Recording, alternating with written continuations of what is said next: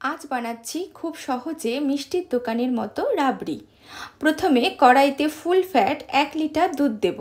এবার হাই ফ্লেমে দুধটাকে ভালো করে জাল দিতে হবে। দুধ ফুটে উঠে দুধে সর জমলে গ্যাস মিডিয়ামে দিয়ে সরগুলো খুন্তি দিয়ে কড়াইয়ের চারধারে লাগিয়ে দিতে হবে। এইভাবে দুধটাকে ফুটিয়ে যেতে হবে আর কড়াইয়ের ধারে ধারে সরগুলোকে লাগিয়ে যেতে হবে যতক্ষণ না দুধটা ফুটে ফুটে 300 থেকে 350 ml হয়ে যায়।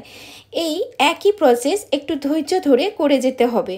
এটা বানানো কিন্তু খুবই সহজ, শুধু এই একটা কাজই করে যেতে হবে।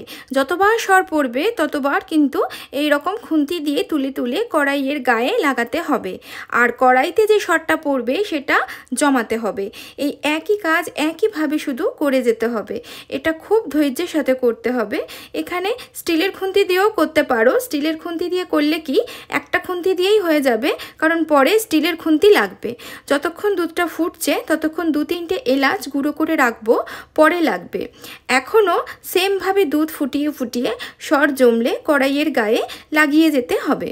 আপনাদের আরও ঘন রাবড়ি পছন্দ হলে দুধটা একইভাবে শুকিয়ে নিতে হবে। দেখুন দুধটা কতটা শুকিয়ে গেছে, আমার মোটামুটি হয়ে গেছে। এবার আমি পরের স্টেপে যাব। এবার 1/3 কাপ চিনি দেব, যে যেমন মিষ্টি পছন্দ করো সেই মতো দেবে।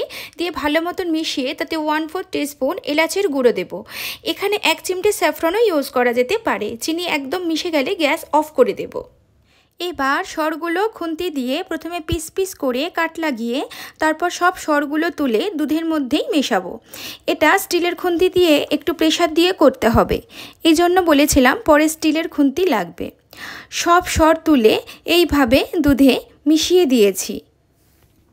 তারপর ঠান্ডা হলে একটা পাত্রে তুলে রাখবো, চাইলে ফ্রিজেও রেখে দিতে পারো। গার্নিশের জন্য একটু পেস্তা কুচি করে রেখেছি, এর সাথে কাজুও অ্যাড করতে পারো। এইভাবে পেস্তা কুচি ও স্যাফরন দিয়ে গার্নিশ করে দিলেই আজকের রেসিপি রাবড়ি কিন্তু একদম রেডি। আজকের মতো এটুকুই, চলো টাটা।